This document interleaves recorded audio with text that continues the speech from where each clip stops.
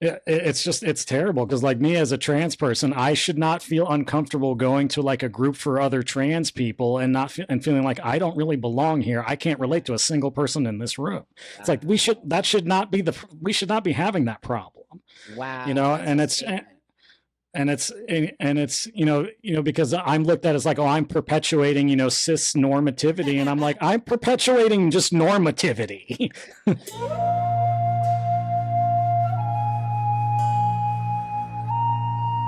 Hey everybody, I caught myself a good one today. I'm so excited, honestly, I am. So, but before I go, I'd always love to thank everybody for watching and watching these interviews. I can't get these awesome people without you guys and girls and people. And I'll like and subscribe if you would like to. I would really appreciate it very much. And comment. The comments mean a lot to me and it mean a lot to our guests. And try to be nice. I appreciate that too. So that's a good thing. But so here we go. And I have Jake here today. And Jake and I met on the internet, like I meet everybody these days. And so why don't you just tell us a little bit about yourself, my friend, and then we'll move forward with the interview.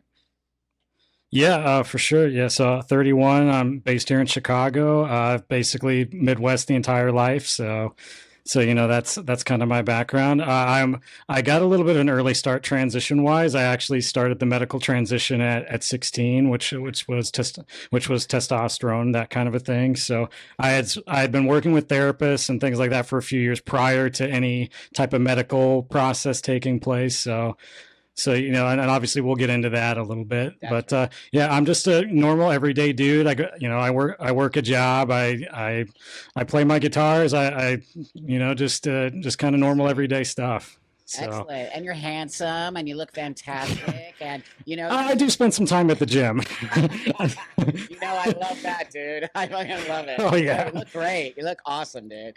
Yeah, right on. So, wow, 16 you started. So, yeah, like 15 years ago, you've been. yeah. Coming up on like 15 years. Yeah, so it would have been. Wow. It was July of 2009. Yeah. So, tell us a little bit about your childhood a little bit. I want to know, like, so you were raised and grew up in Chicago. I actually grew up downstate in the central Illinois area, but Chicago's Okay. not terribly far. So, Okay. but Okay. yeah, so it's an interesting kind of eclectic demographic. So I grew up near a university campus, so you get some diversity there. But family very much comes from kind of a more Christian background, that's a belief system I still adhere to. So coming as a Christian trans person, which I know is not a common story, but we're here, we are here. Yeah, no, I actually But interviewed a Christian trans woman who's very Christian. nice. So, no, it's really great. I actually have a lot of Christian people who follow me, so that's really awesome too. So, you know how people always say, "Oh, watch out for the Christians." That's just not true. You can say that about anybody, right? But it's so weird how people are weird sometimes. Like, "Wow, the Christians hate us." That's not true. People write me all the time who are Christians and say, "Thank you for saying what you're saying." Yeah, it's a lot of just the knuckleheads or wingnuts, as you like to call them. They give the entire group a not so great impression. It's just so anyway. We'll get into that. So let's talk a little bit about your childhood. You grew up there. Just tell me a little bit, like how did you grow up? Yeah, so my parents were split up for most of my life, so I don't have a whole lot of memory. I have zero memory of like, oh, mom and dad together, happy family. That wasn't my thing. So getting passed back and forth, that was kind of the norm for me. I was because back then you could still call just a kid a tomboy. That I was definitely the tomboy. I liked boy things. I liked playing with the boys. Sports, cars, that kind of a thing. My parents, they would try to they would attempt to kind of get me to be a little more girly, like they would give me a Barbie. As my grandma will tell the story, she's like, we had farm accident Barbies. It's like they were missing limbs, they were covered in dirt. It's like Barbie didn't have a chance, so we just gave up after a while. Dude, that's so awesome. You like totally destroyed Barbie. So did I, but my GI Joe destroyed Barbie. Hilarious, dude. I mean, it just sounds normal. You had like a normal on some level childhood. Is that correct? Yeah, pretty standard stuff. It wasn't, nobody really thought anything of it. It's like, oh, you know what? Maybe she's just a tomboy. She just doesn't like girly things. That's okay. Right. No one, this was before all this crazy shenanigans where, oh, if a kid starts acting different, they must be trans. It's Right. like, no, a kid's just a kid. They're exploring, they're playing. Let them play. It's crazy, isn't it? So right, the same. Pretty much the same with me, dude. No one bought, but I grew up in the '60s and '70s, and it was just like, it's a tomboy. They'll grow out of it. Like totally normal. Most everybody did, except me. But so that being said, I see that. So you start going into high school, maybe 16. I think is high school. Is this when you started to sort of feel more like you wanted to transition? I'm well, that actually kind of started a little bit earlier, more in Yeah, like yeah. the middle school age range. So, Oh, because even my earliest memories, I remember feeling like I feel like I should be a boy, and I don't understand why I'm not. okay. It's like I understand the way, okay, was born a girl. That is, scientific truth. Mhm. Not going to deny that. And it's like, why do I feel like I'm supposed to be a boy? Why do I feel like when I'm, playing these games as a kid, why do I more align myself with like male characters and like Right, watching Disney movies? Think of myself in a more alignment with Prince Charming as opposed to the princess. It's like, why do I feel that way? right. And Did you so, go and to a that just kind of, therapist? Did your parents send you to a therapist? not when I was like little, because that was just more of, I kept kind of those thoughts to myself because I'm like, I don't even understand it. How am I going to get someone else to understand? And so they just kind of saw, it's like, okay, a tomboy that likes a girl that likes boy things, let's, nothing to worry about. But then, coming into those early puberty years and starting to realize, like, okay, I'm attracted to girls. Well, okay, I guess I'm a masculine lesbian, even though that doesn't really fit. Right, I guess that's what we'll go with. And so I came out saying that I was gay, right. even though that didn't make a whole lot of sense to me. But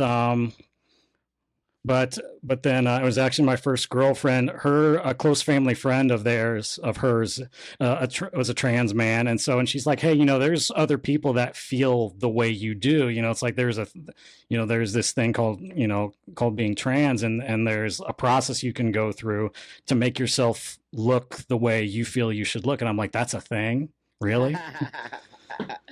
Totally, like shocking. I hear you, dude. Like, wow. So did you start to talk to that trans person at all? He actually became my therapist later on because he is a therapist. So that was so.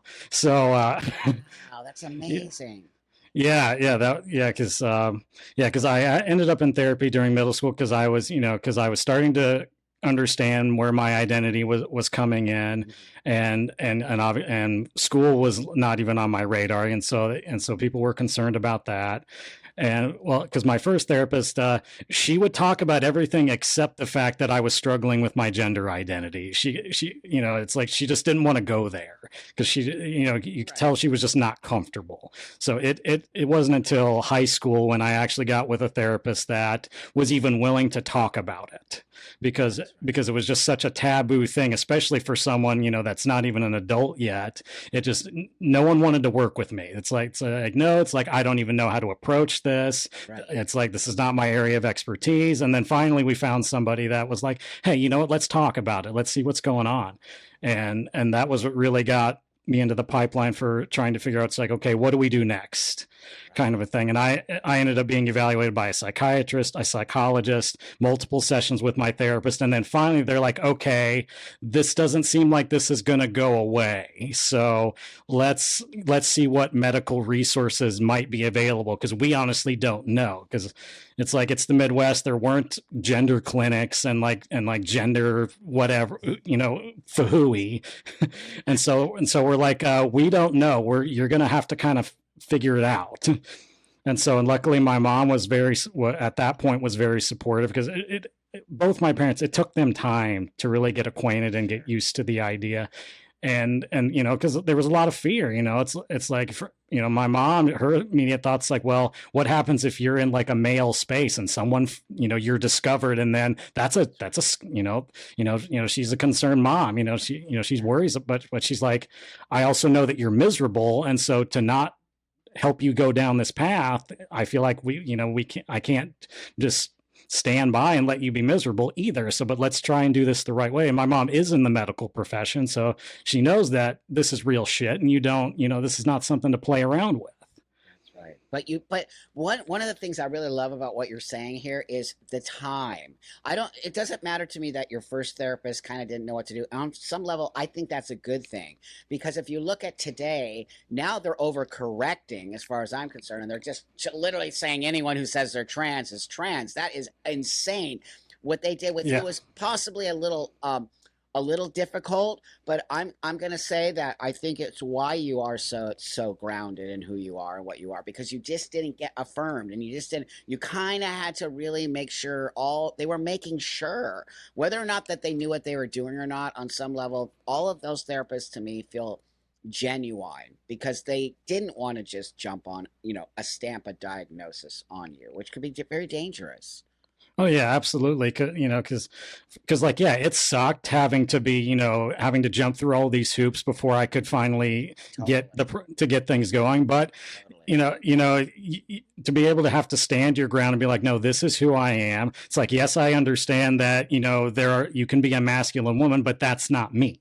That's I understand the distinction, and so this isn't just about what clothes do I want to wear, what activities do I enjoy. This is about who I am and how I want to walk the world as a human being.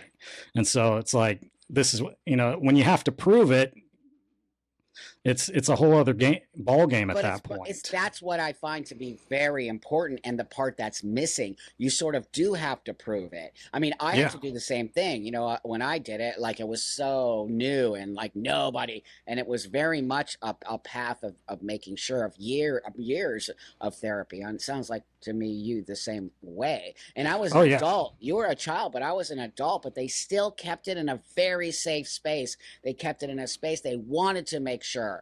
It's so bizarre to me today that you would just stamp anyone who says they're trans, and without any kind of understanding. So here you are. You finally find a therapist. There's gonna say, and your mom too. She's amazing, because your mom sees things too, and she's also understanding this is a very delicate space to walk through.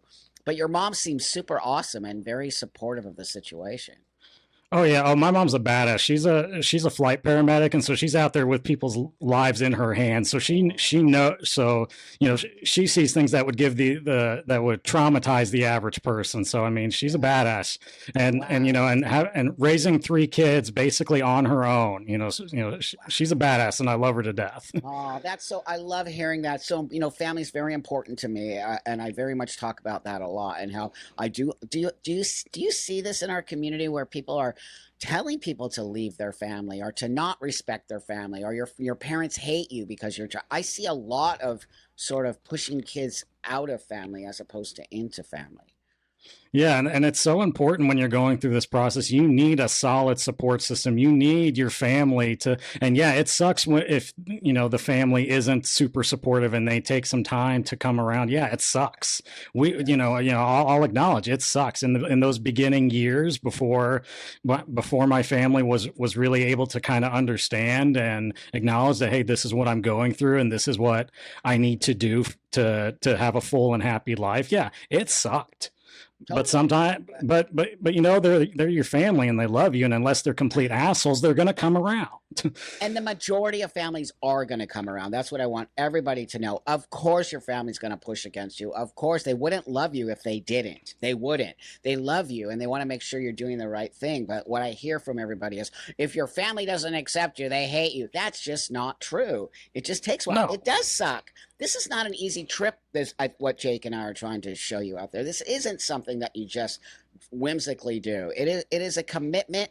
If you're not going to take the commitment for life, you shouldn't be doing it. You really shouldn't. But I see you're very committed to this, Jake, and so you seem like a very happy, grounded young person. You're only 31.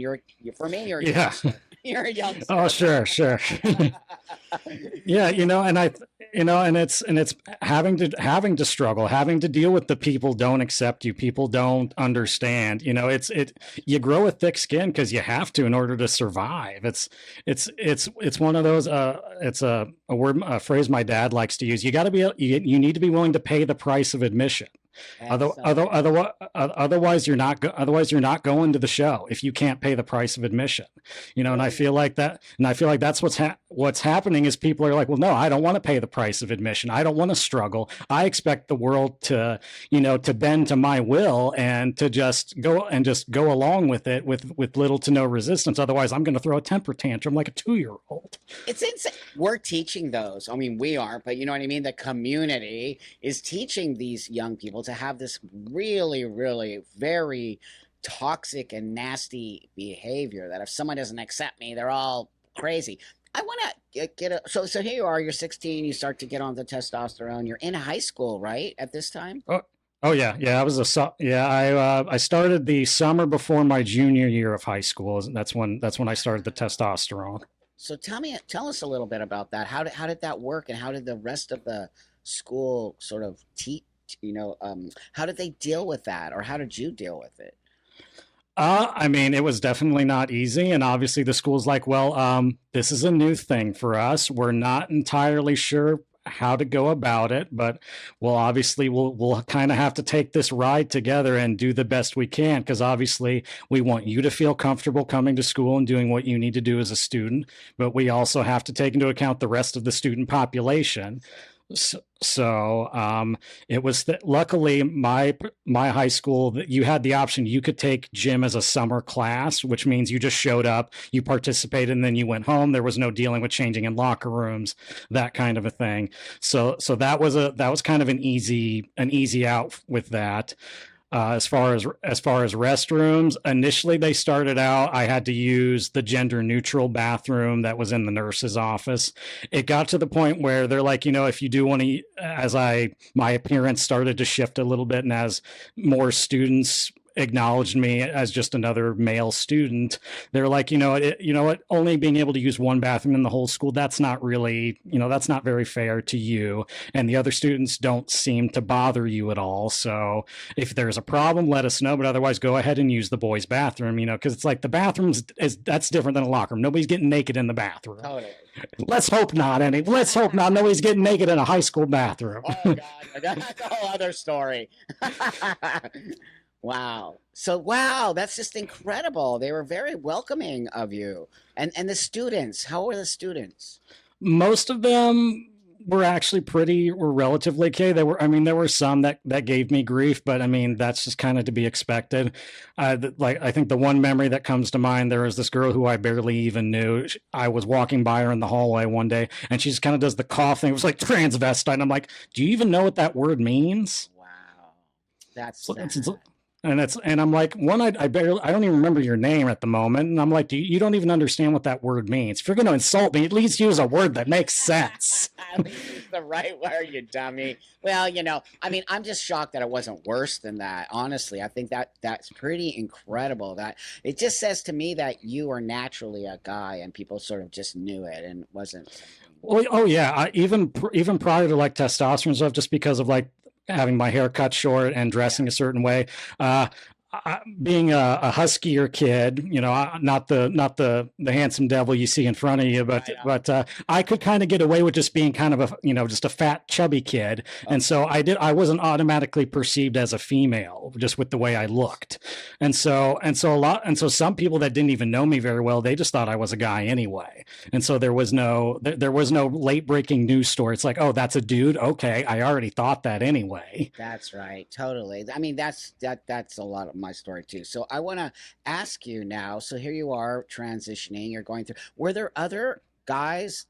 Did you have any other friends that were masculine girls or women who also felt that way ever in your life? Not that I know of. I mean, this was a tiny town. I was actually living in Wisconsin during most of high school. So Okay. yeah, this was a tiny little town.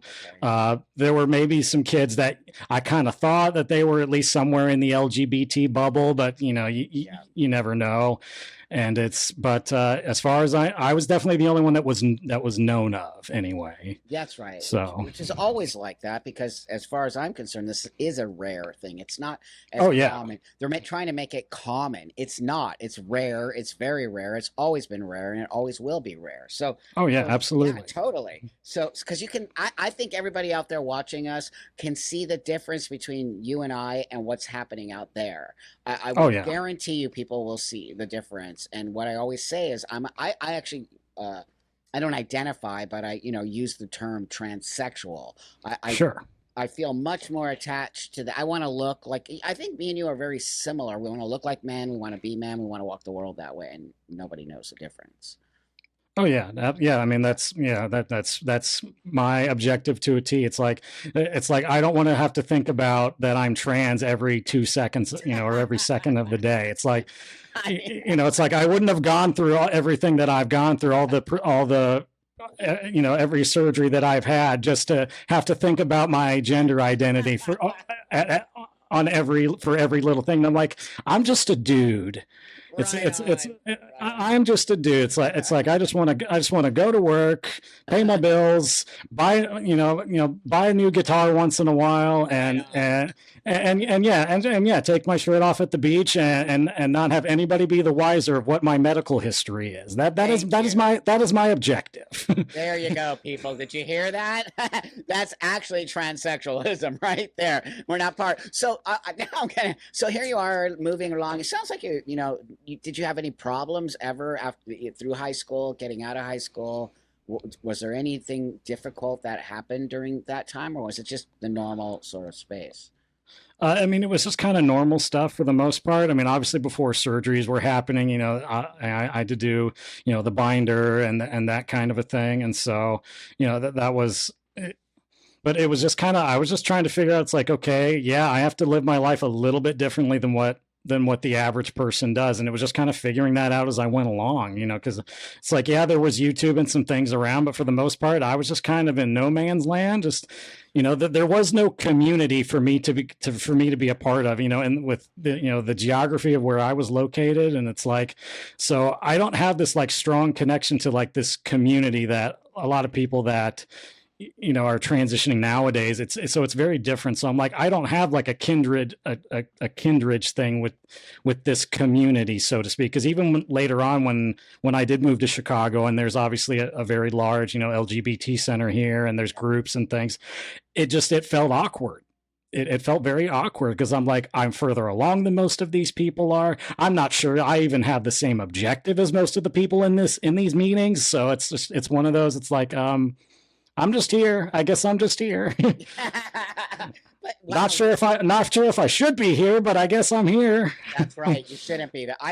Again, very similar to me. I never felt connected to those groups. I never felt connected to that situation. And then it. So here we are. Here you are. You sound totally like you're living your life, everything. And now you start to see. When did you start to see things start to change? Maybe more of this happening. It was around the time that I actually moved to the city, so to Chicago, which was around 2013, 2014. Okay. I start hearing words like gender fluid, non-binary, and I'm like, what the hell is that? Me too. I'm like, what? What is non-binary and trans? No, what I was questioning was, how is non-binary trans? I still question it because I'm like, it just doesn't make any sense to me. How did non-binary get into the trans space? Yeah, it was weird because it was my first experience going to like I guess kind of a trans support group that was through the LGBT center, Mhm. and it was advertised as basically anybody that doesn't identify with their biological sex, or anybody that doesn't identify with whatever they were assigned at birth, then you can come to this group. And I'm like, that's kind of a wide net to cast there. You think? And and even because then there's like subgroups for like, it got to the point where you couldn't even say, well, this is a trans man group or this is a trans woman group. It became trans feminine and trans masculine because we have to be inclusive of people that don't identify as man or woman. And I'm like, why? That's right. Why is this necessary? I'm like, if the ones that are something else, can they go have their own group? And those of us that are just men or just women can stay over here on this side of the fence. Can we at least make that distinction that we are not the same thing? Just because we entered the world under the same category doesn't mean we have anything else in common. Nothing. Wow, man, so I get it now because even my old tranny ass, I'm like, what's trans mask? What's trans femme? You just explained it to me. So they did it because they didn't want to make people who didn't identify as male. So a trans mask could be a non-binary person. So basically anybody that was assigned female that doesn't identify as a female. Oh my God! Wow! Holy So I mean, so that's a pretty big bucket to yeah. try and put everybody in, and I'm like that is insane.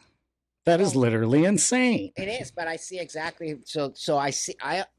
I always wondered how this actually started, and that's kind of when you said around 2013, 14. That is when all of this stuff I started to notice these weird words coming in, these other identifications, and this creation of an umbrella term, and then all of these other things. I started to notice that, and then I noticed transsexual was popped out of it and called a Yeah. derogatory word and called a slur, and I'm like, what is happening? That's actually when I started to notice all this changing in our community.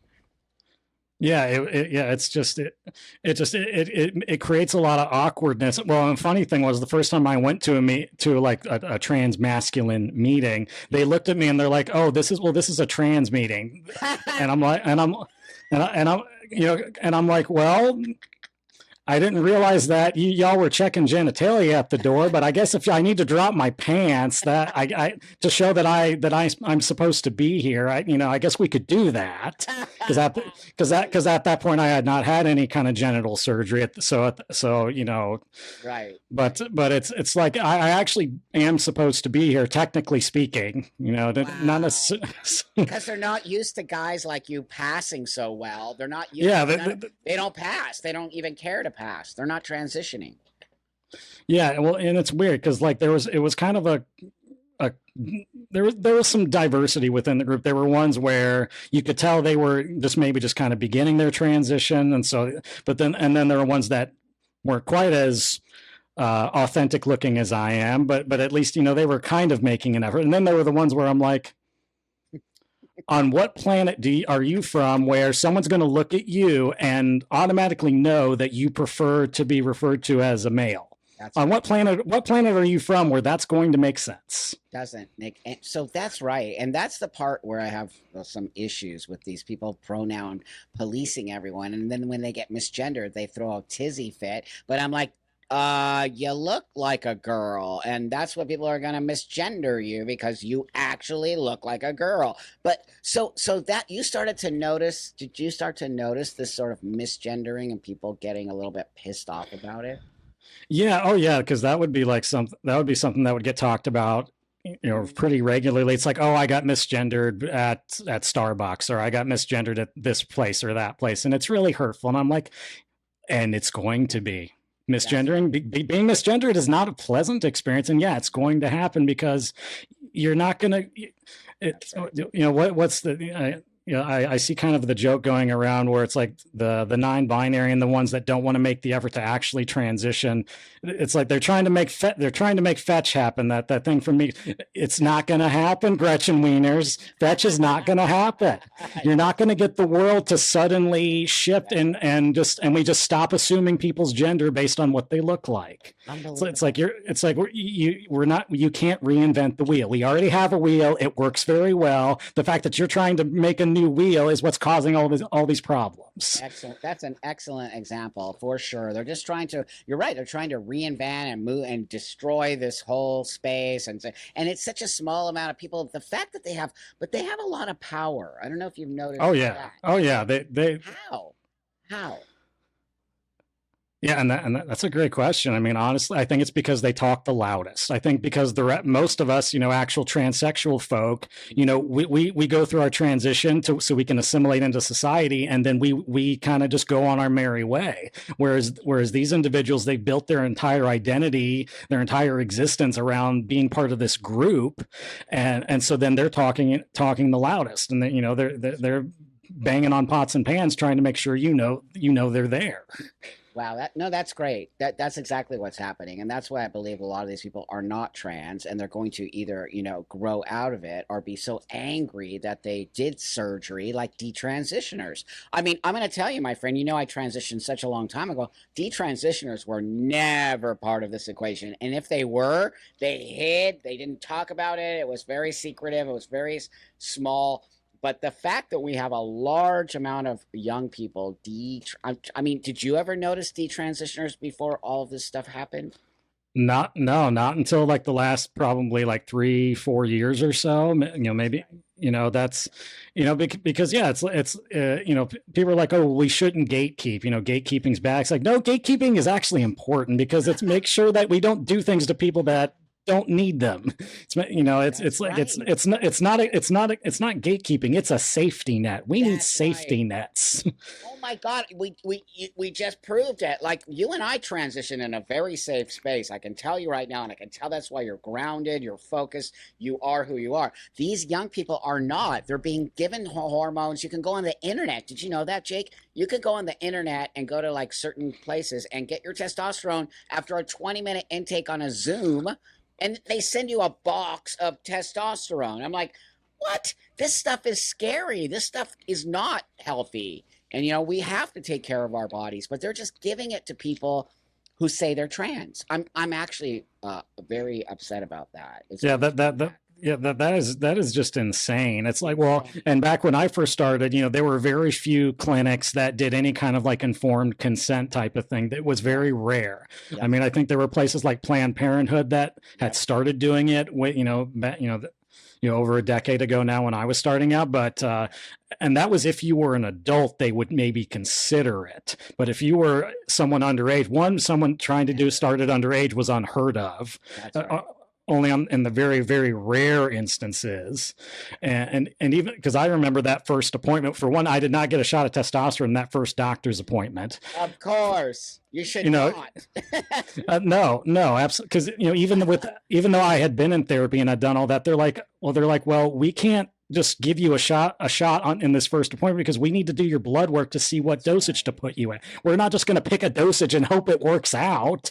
So Oh it's my so it's like God. no, we're going to do labs and we're going to make sure we put you on the correct dosage that makes sense for you. That's right. And literally the doctor was sitting there with me and my mom. There was a packet about this thick that we had to go through and to make sure that we understood, okay, this is what's going to happen, because it's like, hey, as far as we know, this is going to hinder your ability to reproduce. So it's like, this is something you need to be aware of. Like, here's the things that can happen. Here's the things that, it's like, we need to make sure that you know what you're signing up for before we just start giving you drugs. And they call that gatekeeping. Do you know that? They actually call And that gatekeeping. That is ridiculous. That's that's, safekeeping. yeah, that's called responsible health care. I mean, my God, that's why you are 16 years into it and with no looking back. That's exactly why, because you got into a space where they cared about you and they wanted to make sure. Now, the fact that they don't even do blood work and they give people testosterone in 20 minutes is shocking.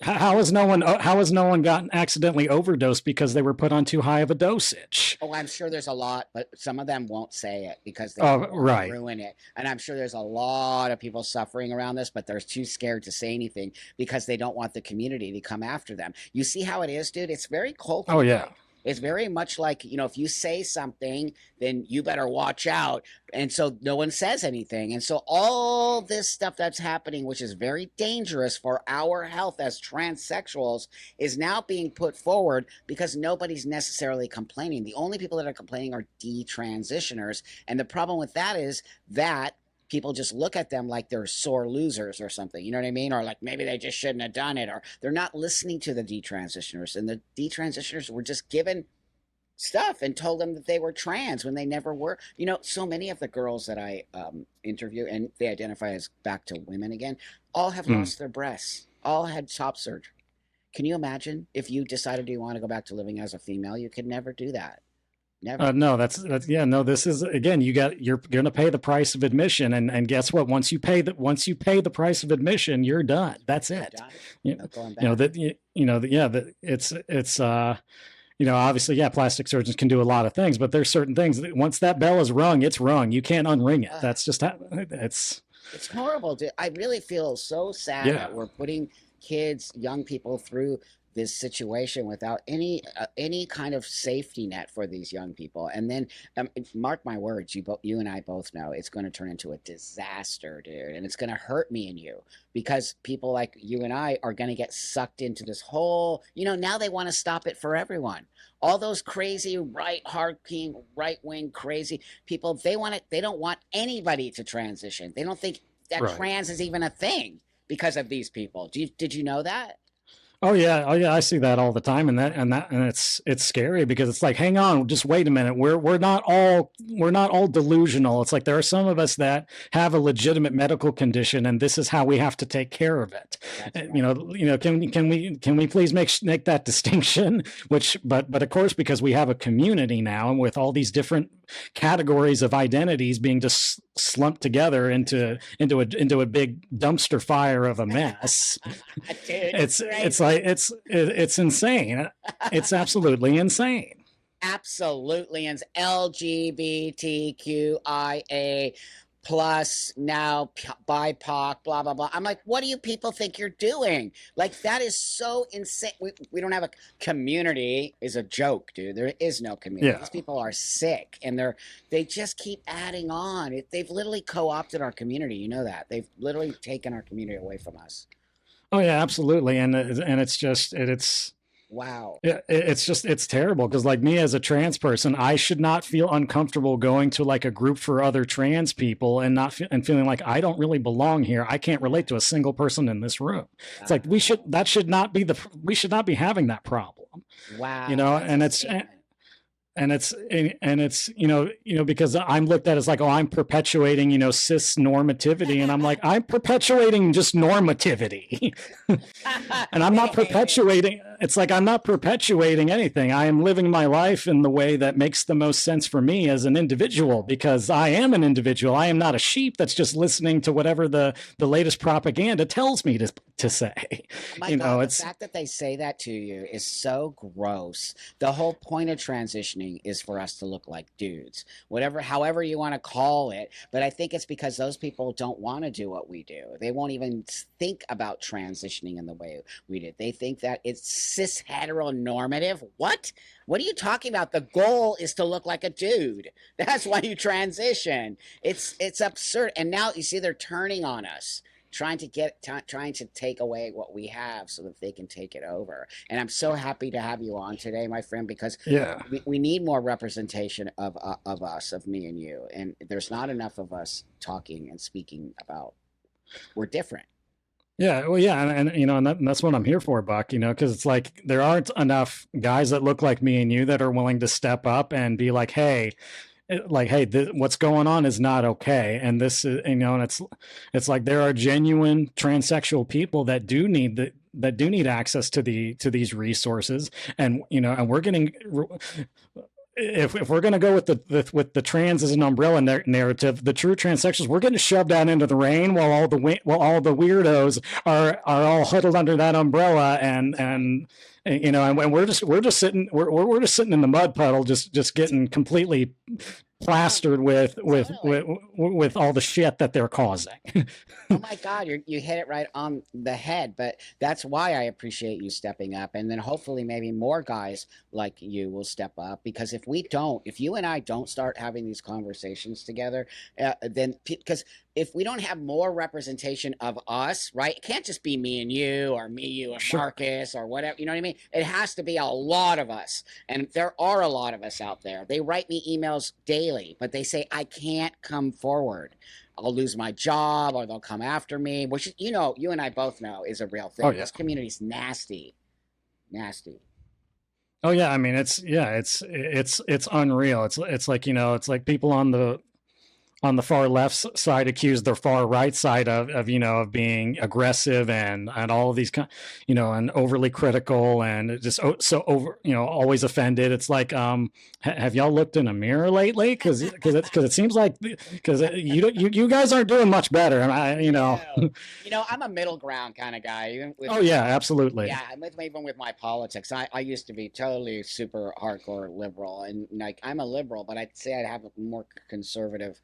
And I don't know if that's age. I don't know if it's just what I see in the Democratic Party that I do not particularly. And I'm not a Republican, but I stand in a very middle ground space. I'm super old school liberal. I think you know what I mean. I think everyone should be Yeah, able to do yeah, whatever you do. absolutely. That's right. Yeah, yeah. So what Yeah, kind of yeah, things? yeah. Because like I agree and disagree with things on both sides, and Me too. to me, it's like I'm a critical thinker. It's like I'm going to look at something objectively and not be like, oh, well, I'm a red person or I'm a blue person, so automatically I have to have these opinions of these topics. And I'm like, no, I'm going to look at the topic and I'm going to evaluate and determine what I actually think.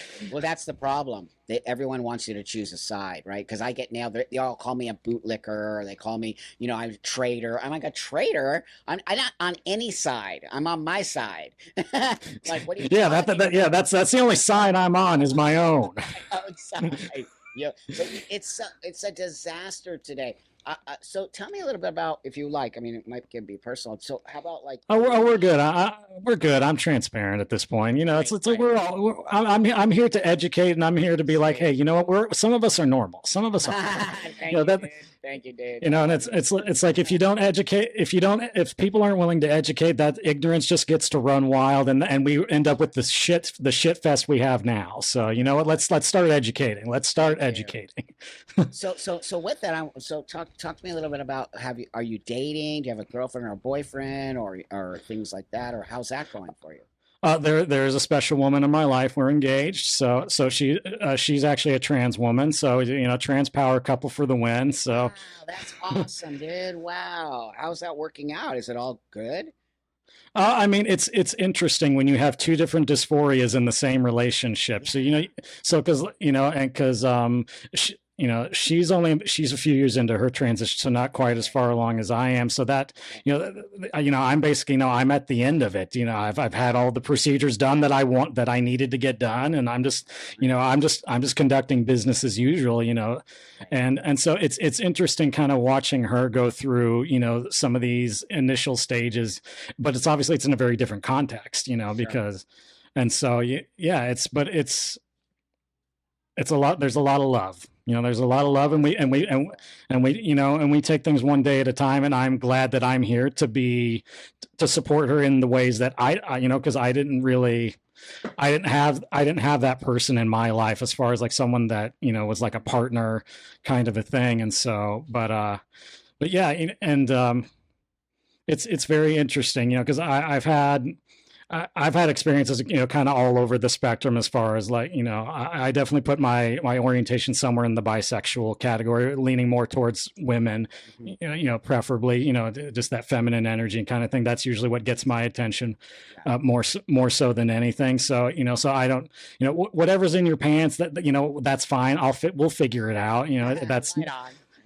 it's that's how I roll. But I totally respect people that they may be a little more defined in what doesn't work for them, and that's totally cool. Right. I had in with exploring and dating and that kind of thing. Yeah, I was, I had to deal with being rejected because I was trans, because there were certain body parts that I did not possess, and that was an issue for the other person. You know what? Yeah.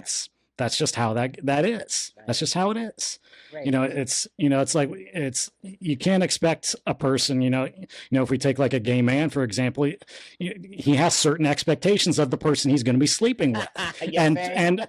and to tell him he has to just kind of abandon ship on that, because it's like, well, you're a bigot if you don't. It's like, well, no, it's not unreasonable to be like, what, a person of this orientation may be uncomfortable around certain body parts. Uh, far as I know, gay men like penis. So, Yeah, yeah, yeah. I What? mean, there are definitely chasers, within the gay Oh, community. I I got see. them. I Oh got them. I yeah, remember that. I think they love your content. That's right. That's right. And that's Oh what it yeah, was. It was content, right? I created content. I'm exactly, yeah, I'm a bisexual person. I lean way more towards female, but I do have yeah, had sexual relations with men. But that being said, my movies that I did 20 something years ago were just movies. They were fantasy. That's what I put them out oh, there as a fantasy. So gay, I had a problem with gay men. They hated that I was doing that. They thought I was doing all this bad stuff to gay men and blah blah blah. I'm like, most of the guys that like me are bisexual. There's no way they're full on gay men. It's just not possible. But so I want to talk a little bit about, I see these yeah. young trans guys saying they're gay men and then getting mad because gay men won't date them. I'm thinking, what are you people doing? You're making it worse. You can't force somebody to date you because you're identifying as a gay man. You're a biological female, and they can smell it a mile away, dude. Yeah, yeah, it's like yeah, in the perfect world, everybody would be, kind of flexible and under and willing to, That's right. just go with it. But That's right. yeah, if this was a perfect world and everyone could be that way, awesome. There would be zero issues. But we live in reality. We live in reality. That word reality, man. It's like I think people forgot about reality. It's Yeah, hilarious. yeah, it's because it's insane. Because it's like, yeah, did it hurt my feelings when if, yeah, Of course. yeah, yeah, of course it hurt my feelings and it sucked, But you know what? That's life. Do you know You can be rejected for a lot of things. dude, people have been getting rejected forever. Like these trans people think they're like so special. Like, people have been being rejected forever, my friends. I think that's the problem. There's this entitlement. Oh yeah, exactly. What is that? Where did that come from? This idea that you get whatever you want. Like what? Yeah, I mean, well, and I don't even think that's even specific to just like the trans situation. It's not. I think there's a particular age demographic that grew up. Everybody gets a trophy. It's like, if you didn't get an A in the class, it's not your fault. It's the teacher's fault, and Yeah. it's just, yeah, it's this sense of entitlement that you don't have to earn anything. It'll just be given to you. I mean, what? And Why? it's like, no, that's not how any of this works. That's not It's how like life works, dude. What are we it, teaching kids? yeah, it's absolutely insane.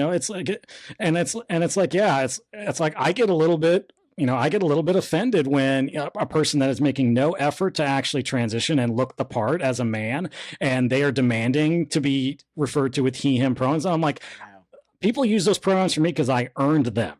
It's like I've got a tattoo on my back. It says manhood earned because I had to earn it. Beautiful. Because unfortunately, those are the cards you're dealt as a trans person. If you weren't That's right. born a man or you weren't born a woman, you're going to have to earn that your place at the table. You don't get to just go and take your seat. You have to earn it. You are And that's just how it is. That's just how it is, boys and girls. But they're being taught something else. They're being taught that the whole world has to bend over backwards because you're trans. And that's the mistake that is going to take us out because these people came at it with this weird everyone's transphobic, including me. I'm like, Yeah, yeah. okay. Well, I mean, I guess if everyone can be trans, then I guess everyone can be transphobic. I guess that's where we've gotten to. I mean, I know we're sitting here kind of like laughing and doing all these things, but I really feel that if we don't start to push back on this people, whoever they are, you and I are going to lose a lot. You know that? Oh We yeah, are. We oh might yeah, even lose absolutely. being able to get our testosterone. We might even lose you being able to go to the doctor and somebody being able to take care of us. Have you had any health problems since you've been on testosterone? Not that I know of. I mean, there's been some things here and there. I know at one point there was concern about me having a high red blood cell count Sure. because that's something that can happen. So, which is part of why they needed to, well, and they had to kind of play around with some things after I had a hysterectomy because obviously the hormonal chemistry drastically changed because now there's no ovaries. Because That's right. at that point in time, the narrative was still being presented. Oh, just rip everything out. We'll figure, and because that was, whereas nowadays days they're like, no, it's probably a good idea to at least keep one, so That's that right. way. But back when I was having all that stuff done, they're like, no, just get rid of it. It's fine.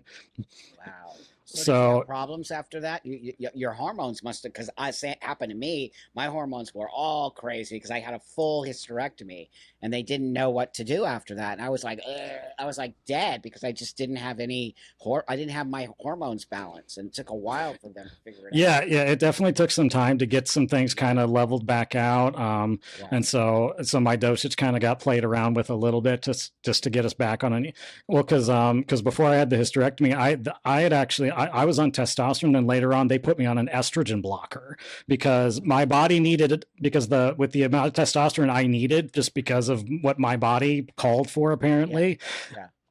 the excess was getting turned was converting into estrogen. So then I had to get put on an estrogen blocker, not one of these crazy pills, but just like an estrogen blocker. It's actually a medication they give to people with breast cancer. Right. And so I had to take that up until I had everything ripped out. And it's like, well, your body can't make estrogen, so you don't need a blocker anymore. That's So right. That's right. Did they and so supplement you with anything? Or did you ever, I had a bad atrophy. It's why I had to get a mm, hysterectomy because of the long-term use of the testosterone. Just destroyed my reproductive system. So that being said, then afterward, I needed some estrogen. They couldn't even figure out how to sort of offer me that. Did they offer you any supplementation for your estrogen? no, because so far there hasn't really been anything that's come up Okay, that would make them think that I might need it. So because at this great. point I'm just on the I just have my testosterone, and that's been it. So because I had everything taken out in preparation for genital surgery. So that Right. was the game plan there. So it And then you was had more. genital. Did you have genital surgery? Oh yeah.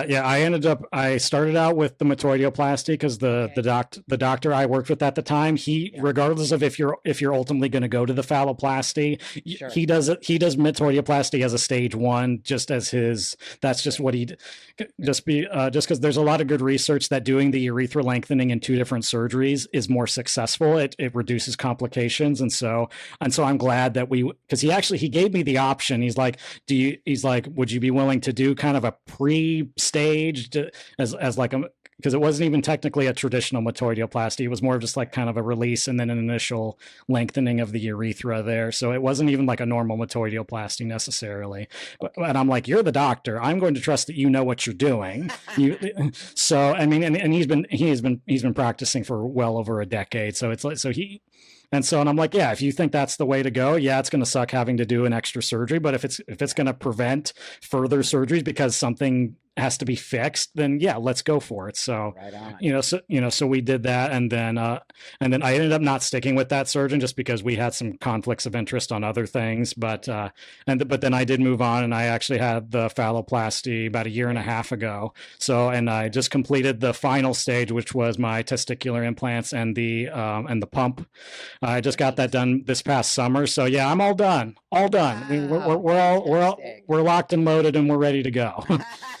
Right on, dude. Excellent. Wow. So no complications, which is really, I'm so happy.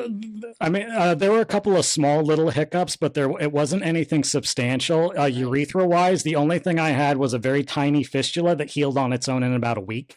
Great. So nothing that required extra surgery or anything like that. The only like surgical stuff was because I had the forearm Okay. method, and so Sure. um, there was a lot of scar tissue that built up around my wrist that was Yeah. causing a problem with like circulation, and so they had to go in and do a kind of a scar release around there. And then there was some tissue that had built up around the phallus itself, and so it was retracting a little bit, and I'm like, can I get my real estate back? I was kind of enjoying it being the length it was. So they were able to do a scar release, so I was able to so it extended it back out to where it was. Wow. And so yeah, but other than those couple kind of little things, everything was relatively smooth. I mean, it's not a smooth surgery by any means, but it's, for all But it intents and worked. purposes, it was successful, very successful. No, that all I care about is how you feel about it. And if it's Oh yeah. successful for you, then that's all that matters to me is that and it feels very healthy. And it feels like you took it to a space that, because I have seen complications, but I think, Yeah. those were back in the day. I think they have become much better. Oh yeah, yeah, because even if we're going back to way many moons ago when I was like 12, 13 years old, first learning about what's a what Yes. yeah, it was the things looked it was very scary because I even got to the point of where can I try and figure out a way to just kind of deal with the dysphoria of that part of Sure. my body and just deal with it because the surgical options are just they're not they don't give me a whole lot of hope, but luckily technology and gifted plastic surgeons have come in and now we're in a much better place than we were, so I'm very grateful to the surgeon that did the phalloplasty, the nerve hookup. Nerves Great. take a long time to grow, but so That's far right. nerves are growing, things are good. I can Wow. there's the You can sensation is. feel, you have sensation. Oh yeah, yeah. I mean, Wow. it's a long process. It can take a few years or more for Sure. those nerves to actually grow. But I mean, the key thing is you have to have a microsurgeon, which most of these a lot of the fallow teams that were initially starting out, they don't have a microsurgeon, so the nerve hookup isn't going to necessarily always be successful because they don't know what they're doing. They're just kind of Gotcha. hooking things together and they're That's hoping right. for the best. Oh, Microsurgery, it's very complicated. It's a very nuanced skill that most sure. surgeons don't have. Yeah, So, it's but luckily, specialty. It's a spec. yeah, You but know, but when I like, had my nipples yeah, done, same thing. That they grew. I didn't have. I had the keyhole. So, but okay, right there, I didn't have any feeling, but now I do. It took years for those to grow oh back, but yeah, now I completely have feeling. I'm so happy that your surgery worked out for you. That just makes me so happy. I really want people to see this surgery can be done, and it oh can yeah, be it's healthy, and you can move forward in your life with it. yeah, absolutely, because not only it's people think it's like, oh, if it's been done before, it's going to work the same way every time. Right. It's like, no, this isn't like removing someone's appendix Right. or something like that. This is very much certain people's bodies are going to respond in different ways. A good buddy of mine went to the same surgeon. He had he did not have as nice of a trip as I did. He's had a lot of infections. He's had to have a lot of repairs because the urethra has not been healing the best, and so he's still working through that process. We went to the exact same surgeon, had the exact same set of variables, Yes. other than we are two completely different humans. Other than that, which is I guess that doesn't matter. That you're two completely different people. That means everything. So there you go. That's right. Because every single one of those phalluses is new. It's different. It's attached to a different people's inner health.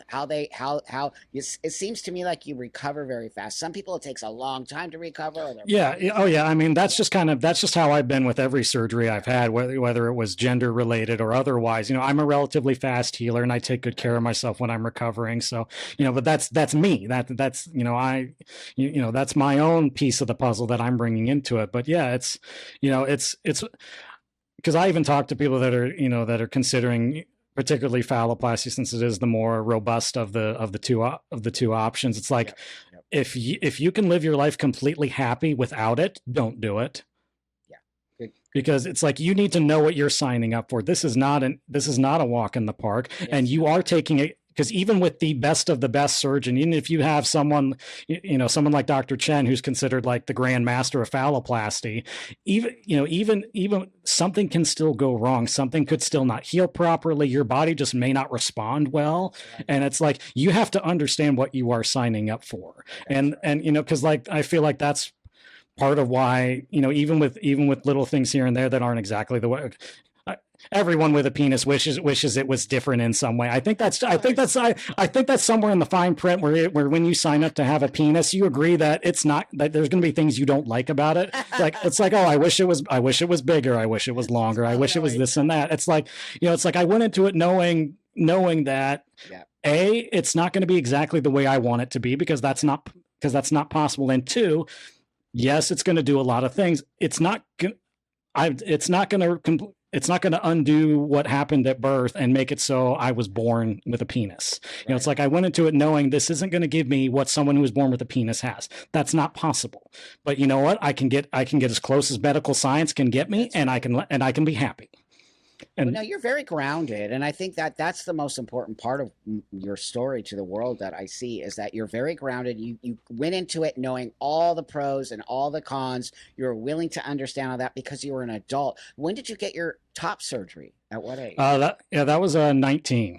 19. 19. So, I do not think kids under the age of 18 should be getting any of these kinds of surgeries because they are Oh yeah. irreversible. Oh You yeah, can never go absolutely. back. You can Yeah. never go back to having a vagina ever, ever. No, it's definitely gone. It's gone. It's definitely gone. Bye bye. Bye bye, vagina. You're never coming back. Back in the day, they had a thing called a suitcase handle. Did you know about that one? Oh yeah, yeah. Oh Yeah. yeah, that's like super old school. That's my time. Like back in Yeah, that.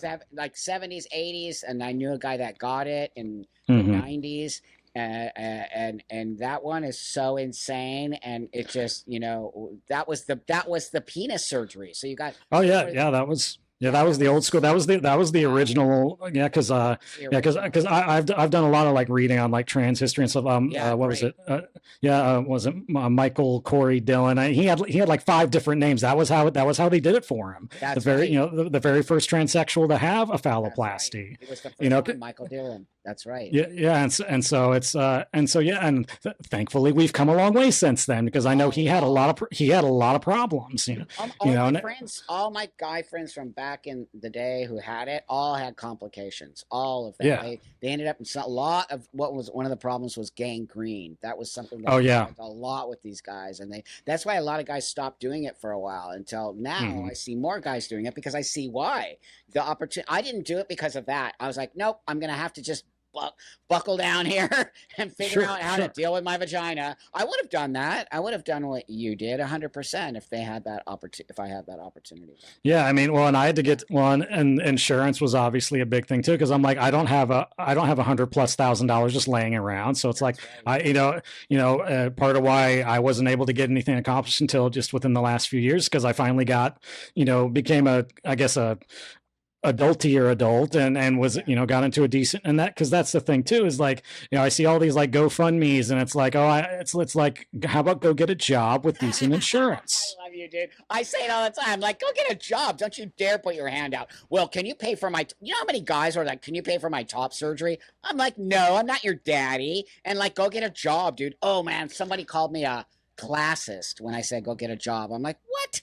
I was like, get a job. You'll feel better about yourself. You'll pay for it. So we fought to get it into surgery. Many of us Oh are old yeah. school people, and now it is today. I mean, into insurance. We got it there, and now these idiots want to stop us from having a mental disorder. Are idiots by saying that because once they say that, insurance won't pay for anything. They'll call all of this elective. So it's why we need to keep it in a medicalized mental health Oh yeah. space. Totally. Oh yeah, oh yeah, Yeah. absolutely. Yeah, yeah. Yeah. I'm very upfront about the facts. Like, no, this is a medical condition. I have a medical condition. Excellent. You know, it's, Excellent. it's, because well, and back when I was first starting out, there was the research around, the theories around, well, something happens during development that, with hormone exposure to the fetus, and that's what causes the mismatch. And I'm like, that makes sense to me. I'm just going to Yeah. stick with that. Something happened. I have a medical condition. This is the only way to fix it because just trying to deal with it without doing anything and being miserable didn't go very well. So this is what we got. This is what we have left. That's So right. Totally. Yeah, no, it's so we're gonna end here for an hour because people's attention span, and I really want, I really want, now YouTube is about 10 minutes. Really, videos that do well are 10 minutes. It's crazy, but everyone loves these interviews, and I'm pretty awesome. sure people are gonna love you and leave you lots of nice, beautiful comments. And if people need to reach out to you, is there a way to do that, or do you just want them to leave comments for you here? They can leave comments. Instagram is great too. That's probably the main one that I use. That I use for like like personal things. So yeah. So Instagram's great. I believe you've got me on there, Buck. Yep. So if you want to throw that in the description on the video. So. Excellent. I would love to do that because there might be a couple young people that would want to reach out to you, and what I Oh mean. yeah, I'll sit and talk to anybody that just wants to learn more, and and I fully support people like you and Blair. Thank you. Blair's awesome. We're big Buck and Blair fans in this household, so Awesome. it's like I'll sit and talk to her. I'll sit and talk to anybody. If you want to take the time and have a chat, I will Great. gladly have the conversation. I'm Great. that's we're not going to make progress if we all just kind of huddle in the corner and pretend nothing's going on. It's like things are going on. Kids are being, kids are being put through the ringer and going through processes that when they just need to be a kid and figure it out. Thank you, friend. I do appreciate that a lot because you know how very anti-transing children. I know you were 16 when you started. That's different to me. That is not a child. You're coming into adulthood at 16 and you're starting to notice things. A 10-year-old can never make this choice, dude, ever. No, a 10-year-old just wants to play with a toy and maybe put on a princess dress. Totally. It's like they have no they have no concept of this this is what a man is, this is what a woman is. They're like these are just the things I like and I want to explore that. And it's okay to let kids do that. It's okay. We don't have to slap a label on them and then make them a permanent patient of big pharma for the rest of their life. There you go, my friend. That's what I see. I'm like, why would you do this to a child? You're destroying a child's future when you put them into this space. This isn't an easy life to live. It's something I think Jake and I just know we are. We move forward. We're very aware of it. But I would never want somebody to be in this space who was not necessarily really needing to be in this space. Oh, yeah. Yeah. I acknowledge that, going through it, starting it as a younger person, I am the very rare exception to the rule that someone underage should not start the medical process. And I even think 16 is probably the youngest we should even be really talking about, okay, let's think about hormones, prior to that, it's like, hang on, just, you don't even know what your body's doing at the moment, let alone, and you're trying to get it to do other things. So gross, dude. And slow, I interviewed a young woman, her name is Brianna, and she started on puberty blockers. She's a trans woman. So as a little boy, they put her on puberty blockers at 12 because they scared the shit out of her parents. And she said today, she wished that they would have never done that because she possibly could be a gay man. But no one let her explore that. They just immediately shoved her into that space. And that's what I think is happening today. What if these kids are gay and not trans? Yeah, I mean, that's the thing, it's like weren't we supposed to be breaking down the whole, gender stereotyping and wasn't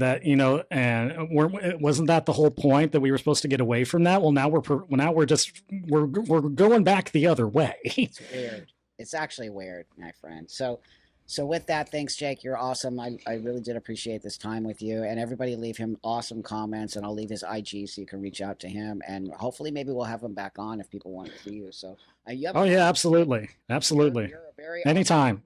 Anytime, Buck. Thank you so much, my friend. It means a lot to me that you stepped up, and I think it's going to more and more of us guys start to talk like this. I think it's going to be hugely successful for us to slow down what's happening in our community. I use community lightly, but with that, like, subscribe, hit the like button, do all the things you're doing because you're making this channel grow, and we're getting these awesome people on. I can't do it without you all. So I'll see you guys on the live on Wednesday, and thanks so much.